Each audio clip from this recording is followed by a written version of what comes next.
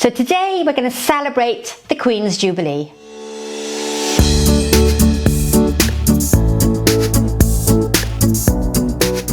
Hi everybody and welcome back. It's lovely as always to see you back watching another tutorial. I've done one arrangement in a fan shape and I used the colours of our national flag. What I'm going to do is take that arrangement apart. I've actually already done it. I've taken the arrangement apart and I'm going to show you how you can arrange the same flowers in a different style, and at this time I'm going to add in some sort of garden British foliage. So if you haven't been here before, welcome. My name is Sharon. It's lovely to see you, and I have a YouTube channel that gives you a whole host of ideas. If you haven't been here before, you might want to look back at the back to basic tutorials. They give you some really important fundamental ideas to create floral designs. And today's design is an extension of a few arrangements that I've done before.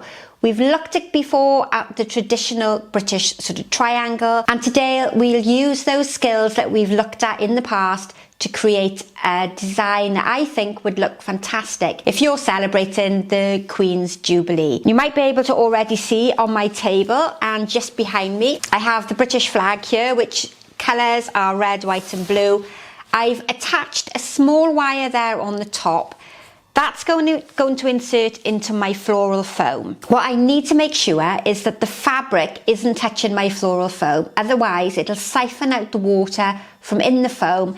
It'll make the cloth really wet and soggy, and then that will damage the table or the countertop that this is sitting on. So what I'm going to do is just very casually display that over the front, and I'm not quite sure if it's going to stay in position when I'm working. If it doesn't, when I take a photo at the end. So I just want that very natural swag of the fabric coming across the front, so that the colours aren't too bold and too dominant, but you can still see the theme or the inspiration for this particular design. I think this is a good way of incorporating some colour or emblem without making it too obvious and too overpowering. You could then raise this on a stand and use some other accessories, maybe some bunting or some flags, to create a really symbolic floral design. Right, let's get some flowers in. Now I'm going to start this time with some foliage. The floral foam is above my container, so that will allow me to put materials at the side to help me create that triangular shape. And I feel that the triangle shape is quite a British design. So I've really taken inspiration from floral design from past generations. You don't have to copy the exact style. You can recreate this in whatever shape you want to do. Now I've got some garden foliage today. I haven't used this one before. This is from a quince plant, and occasionally I get very small quince fruit on the shrub itself. I keep it quite small, it's on my driveway, and I use it a lot in flower arranging and floral design. More often I use it in the autumn because it has this beautiful browny red colouring on the top. At the moment it's fairly new growth, so it's been conditioned really well so that the new growth here on the top stays quite turgid. If I'd have picked it and tried to use it straight in the arrangement, then it would flop and it would look really quite unattractive. Start with our first piece. Traditional floral design is generally twice the height of your container, so you were going to go quite tall with this floral design. And I'm going to aim to place my first piece of foliage in the middle of my floral foam towards the back of the container, and that's going to give me the height that I require. Then we're going to look at creating the sides. Now generally triangles can be equidistant, so they could be the same width as they are height wise. The one I'm going to do today is narrower on the width than it is on the height. So I'm going to go roughly half of the length of my top section of foliage. So by half I mean, let's get another piece of foliage to show you, and what I'm aiming to do is think about where half of that foliage would come to. So that's roughly the size that I require, and if I just hold that out to the side, and you can see then that my outline triangle shape is starting to take place.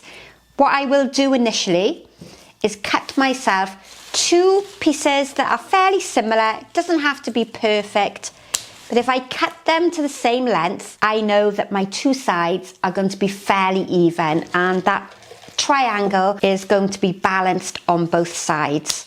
If you don't have matching foliage, don't worry too much about it.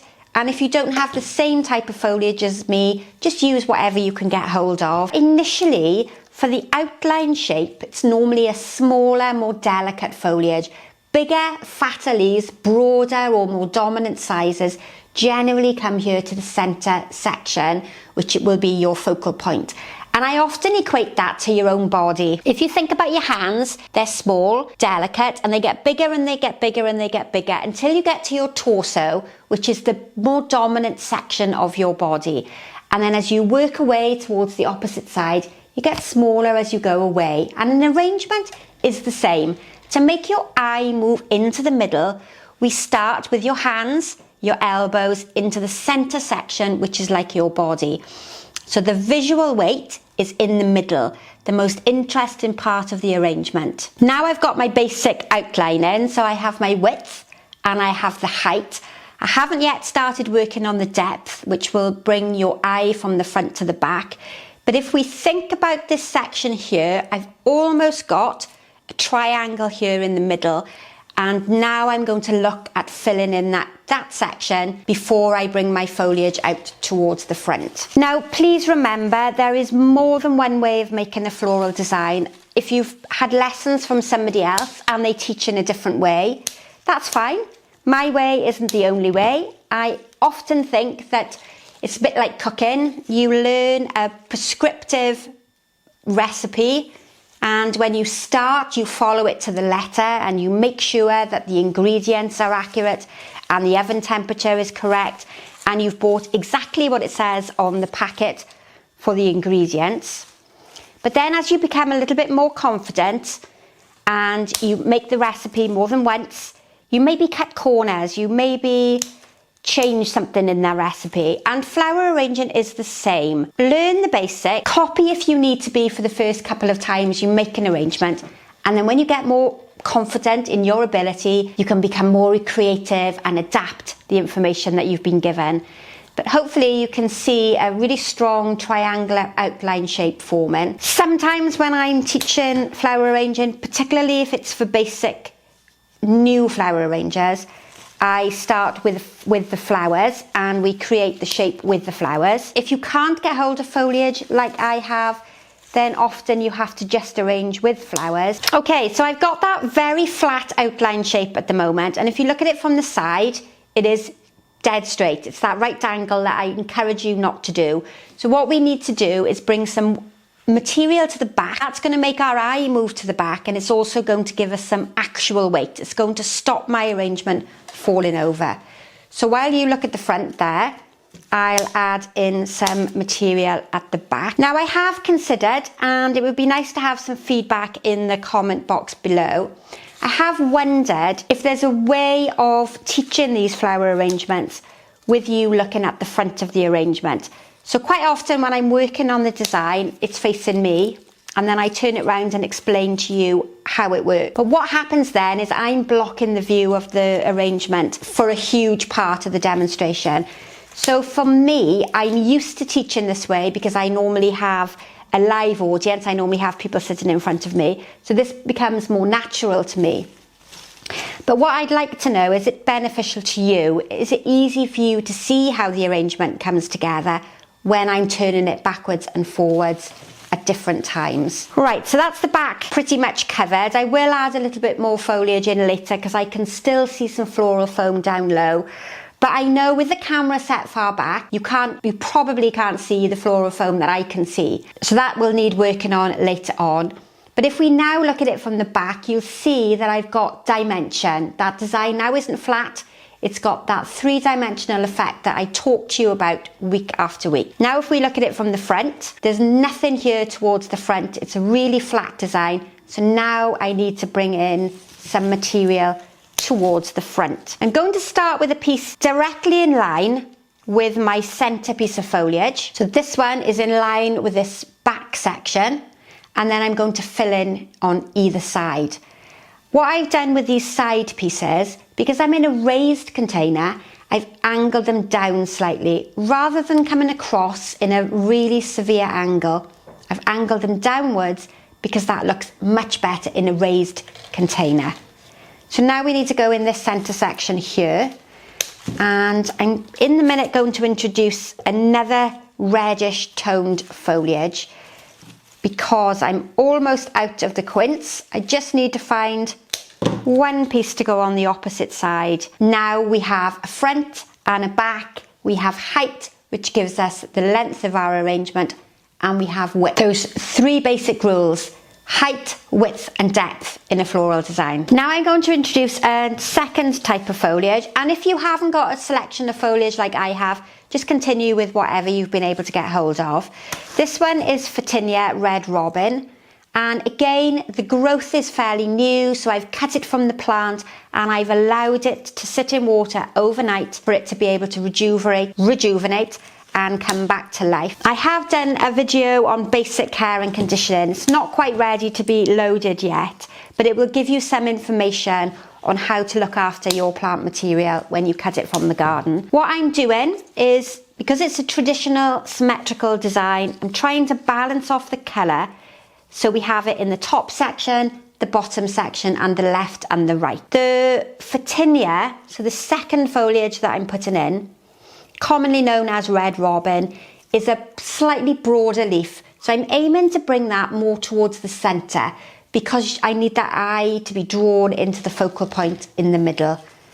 Beautiful leaf, great at Christmas time, a really good one to invest in if you're looking for plants for your garden. Works really well in Christmas designs, is great for your wreaths on the door, and is a really good lasting foliage. I think we've got a pretty good outline shape in there. That's working quite well for me at the moment. Good triangular shape, very traditional symmetrical design. It's front facing, so the majority of my flower content is going to be towards the front. I'll also now add in a few smaller bits to the back so that we're helping to cover that floral foam there at the back and also bring the colour of the Red Robin foliage through to the back. Much denser and thicker there, and my foam is now pretty much covered at the back. It's important to cover your foam because if it isn't covered, it will lose water through evaporation much quicker. Okay, so now I'm going to start introducing some flowers. I'm going to pick up the red, white and blue that we've got in the flag there at the bottom. And you will have seen these flowers before because I've used them in a previous arrangement. I'll start with creating the height, and I have some of the lovely Delphinium, and this one is going to come up really tall with that foliage and start to give me a stronger outline. Now my Delphiniums have already been cut because I've used them in a prior arrangement, so I'm a bit limited to how tall I can go with them, but we'll work with them and see how we can create a lovely design. And I really am arranging quite traditionally at the moment. What is going on the left is going on the right. I'm not worried about making them perfectly matching, so the size of the flower head might be slightly different, but I'm thinking about equally spreading out the colour. Now blue is a recessive colour, which means it disappears away, so there's a good chance that the blue on the camera is completely disappearing. And that's important to remember when you're doing floral design in a church or in a very dark room, because any dark colours, blues, dark purples, dark reds even, will completely disappear. They'll fade away and they'll recess into the background. So if you're creating designs for the back of the church, and I know lots of our church flower arrangers, then you really need to consider not using dark colours and think about using the brighter shades on the colour wheel. Yellows, light oranges, peaches, because they are far more luminous. Reinforce that outline shape with the Delphiniums, and now I'm going to use the stock. Stock is quite easily available now in the supermarkets. Stocks are easily available. I'm just going to move that to the outside because it's a bit shorter than I anticipated. And Delphiniums are quite often sold in the supermarket as well. But what I've done here is I've chosen a line material, so anything that represents that linear shape works better on the outside if you have an option. You might not always have the ability to pick and choose your flowers. I'm going to bring in some white towards the top as well, so that colour again is fairly evenly distributed. And the two smaller stalks that were from the previous arrangement will work really well here towards the front. Now, traditional designs, as a rule, all radiate out from the centre point. So if you think of the spokes of a wheel, think of a wagon wheel, you have that focal point in the middle, and then everything radiates away from it. And that's what I'm doing in this arrangement. I'm making sure that I have a focal point in the middle, or I will have a focal point in the middle, and I radiate everything away. Arranging in a parallel style is a different way of arranging, and generally the two don't get mixed together. Okay, so let's move on now to my red roses. And again, we've seen these before.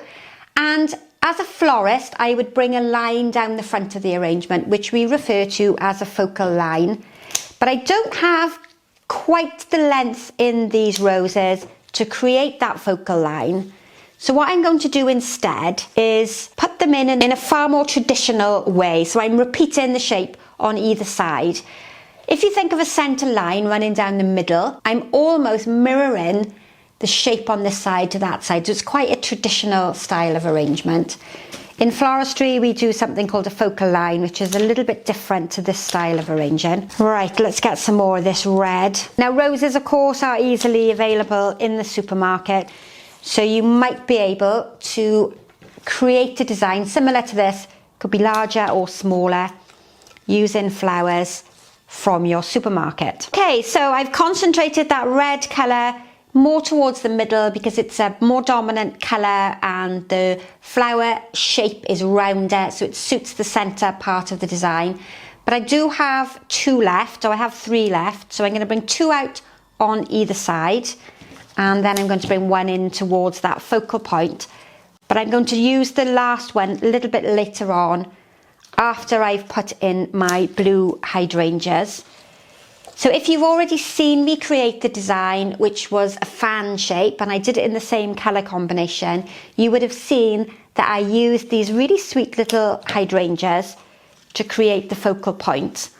And I'm going to use them again, but in a slightly different manner. So rather than making that grouped or blocked shape by concentrating all the hydrangeas in one place, I'm going to give these a bit of space so that you can more clearly see the individual heads. I'm a bit limited again on the size and the length of the stem, but this is going to give me a much stronger focal point here towards the centre. And hopefully you can see it's a lighter shade of blue, so it's not as recessive as the dark blue on the outside.